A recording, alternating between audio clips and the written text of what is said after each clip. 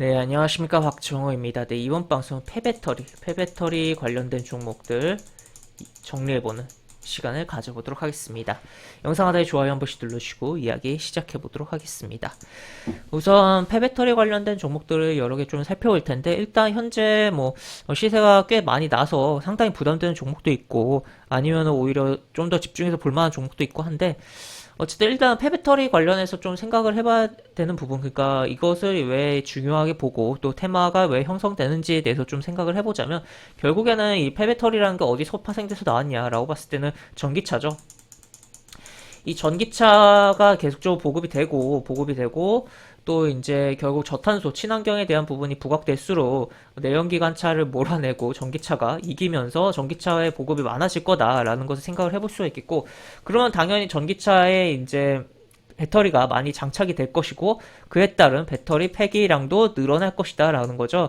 그래서 그것을 어떻게 자원을 잘 활용할 것이냐. 물론 전기차 같은 경우도 끝까지 정말 올라가면 이제 전기의 생산에서까지도 과연 친환경적이냐에 대해서 물음표를 던져야 되는 부분은 있어요. 하지만 어쨌든 현재 시점에서 봤을 때 이 전기에서 이제 전기 자동차를 굴리는 데 있어서만큼은 전기 생산까지 안 갔을 경우 생산까지 가면 뭐 화력 발전이니 뭐니 이걸 따져볼 필요는 있겠지만, 어쨌든 차에서만 이제 전기를 통해서 굴러가는 데 있어서는 친환경이다라는 게 통상적인 의견이고, 실제 그래서 친환경 차로 분류가 되고 이야기가 되는 부분인데, 다만 이게 전기차가 이제 늘어나면 늘어날수록 이 배터리에 대한 부분, 배터리 같은 경우 여러 또 소재가 들어가서 만들어지는 거잖아요. 그게 많이 폐기가 발생을 할 수가 있다는 거죠. 이제 결국에 배터리가 어느 정도 사용이 되면 결국 수명이 다 하는 부분이 분명히 발생할 텐데 교체를 해줘야 된다는 거죠. 그래서 물론 이제 일반 내연기관 자동차 그 기름 넣는 것 대비해서 배터리로 전기로 가는 게 현재는 압도적으로 저렴한 부분이긴 하지만, 어쨌든 그러한 부분들이 발생할 것이고, 그러면 그런 배터리들이 새롭게 또 다른 환경 문제로 부각될 수 있다라고 볼 수 있겠고, 그 배터리를 활용해서 친환경적으로 변화를 시키고 또 거기서 또 이제 자원들을 다시 추출해서 사용한다면 좋을 것이다라는 거죠. 그래서 그쪽의 시장이 당연히 친환경 행보와 더불어서 커질 수가 있는 부분이다라고 볼 수 있겠고, 그러다 보니까 여러 기업들이 액션이 나오는데, 뭐 정부에서도 또 이야기 좀 주도적인 액션이 나오고 있기도 하고, 그러다 보니까 관련된 종목들이 움직임이 나오고 있다라고 보시면 되겠습니다. MPC 같은 경우 최근에 이제 상한가를 치기도 했고, 오늘도 뭐 강한 흐름이 이렇게 나오고 굉장히 좀 부담되는 흐름이 현재는 연출되고 있어요. 지금 5위 논평선과의 거리가 상당히 있고, 하지만 MPC라는 종목이 최근에는 폐배터리 관련된 종목으로서 가장 강했다라는 것을 좀 점검을 해볼 수가 있겠고, 추가로 영화테크는 이쪽이었죠. 이쪽에서 많이 이야기가 나오면서 폐배터리 관련해서 좀 강했던 종목이었다라는 것을 볼 수 있겠고, 지금은 주가가 빠진 다음에 다시 한번 움직임이 좀 나오고 있다라는 것을 볼 수 있겠습니다. 그래서 MPC, 영화테크 이렇게 관련주를 볼 수 있겠으며, 또 추가로 몇 종목을 더 보면 DNA 테크놀로지라든지, 또 추가로 웰크론 한텍이라든지 이런 종목 있고, 파워로직스 좀 굉장히 좀 전통적인 폐배터리 관련된 종목이다라고도 볼 수 있겠는데, 이 종목도 이런 식으로 움직임이 나오고, 약간 보면 차트가 일관성 없이 같은 폐배터리 관련된 종목들인데도 다 좀 따로 노는 흐름들이 나오죠. 그래서 현재 어쨌든 따로따로 좀 가는 흐름이 나오고 있는 종목들이다, 테마이다라고도 볼 수 있겠고, 또 추가로 한 종목을 더 살펴보면, 일단 뭐 오늘 나온 기사는 뭐 이런 거 기사가 있었다는 거 좀 체크를 해볼 수 있겠고, 추가로 또 한 종목을 살펴보면 바로 유일 에너테크라는 종목입니다.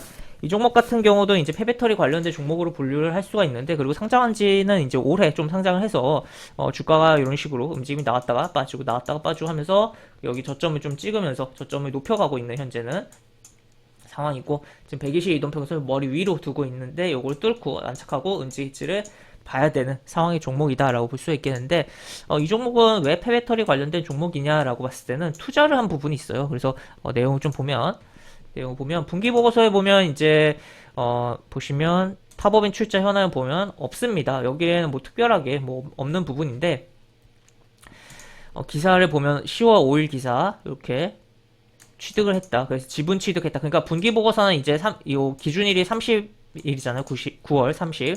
근데 이제 5일날, 10월 5일날 이렇게 지분을 취득해서 요것을 통해서 이제 제영택이라는 회사에 대한 영향력 행사를 함에 있어서 이제 폐배터리 관련된 종목으로 볼 수가 있겠다라고 보시면 되겠고, 그 해당 공시는 여기 이렇게 나와 있다는 거 확인을 해볼 수가 있습니다. 그래서 제영택이라는 회사의 사이트로 또 들어가서 보면은 여기 전지 소재 선순환, 그래서 여기 쭉 보시면 전지 소재의 재활용에 대한 부분이 나와 있고 이런 식으로 돼 있다 보니까 폐배터리 관련된 종목으로서 볼 수가 있겠다. 그래서 약간 직접적이 아니라 조금 한 다리 건너서라고도, 한 다리 두 다리 건너서라고도 할 수가 있긴 하지만, 어쨌든 유일에너테크도 폐배터리 관련된 종목으로 볼 수가 있겠다라고 보시면 되겠습니다. 그래서 현재 뭐 영화테크 같은 경우는 지난 뭐 9월 그쪽에서 부각이 됐었고, MPC 같은 경우는 최근에 뭐 부각이 많이 됐었고, 그리고 뭐 약간 전통적인 종목이라면 파워로직스 뭐 이런 식으로 있는 뭐 부각이 되고 있는 상황인데, 유일 에너테크가 이제 새롭게 뭐 지금 이미 종목들이 MPC 같은 경우도 이렇게 움직임이 나왔고 하니까 새롭게 부각되면서 폐배터리 관련된 종목이 움직인다면 얘가 좀 강한 흐름을 보여주지 않을까에 대해서 좀 생각해볼 여지가 있는 차트가 아닐까라고도 생각이 되고 종목이지 않을까 싶기도 합니다. 특히 좀 이게 10월 5일날 어떻게 보면 폐배터리 관련된 종목으로 편입이 됐다라고도 볼 수 있는 거잖아요. 이제 어떻게 보면 한 달이 건너서 이제 지분에 대한 부분이 있는 부분이니까. 그렇기 때문에 생각보다 사람들이 많이 모른다는 거죠. 이 사람들이 많이 몰려가는 곳에는 먹을 게 별로 없다라고 볼 수 있겠고, 오히려 사람들이 모르고 외면하고 있는 곳에서 의외가 아니라 대부분은 거의 다 그래요. 대부분 거기서 대박주가 나온다라고도 볼 수 있겠습니다. 그래서 현재 폐배터리 관련된 종목에서 뭐 이 종목을 저는 좀 주목을 많이 하고 있고, 그 다음에 뭐 대장으로 움직였다 MPC에 대해서는 주목을 했고, 뭐 저희 VVIP 방 같은 경우 이날 살짝 거래를 하긴 했었습니다.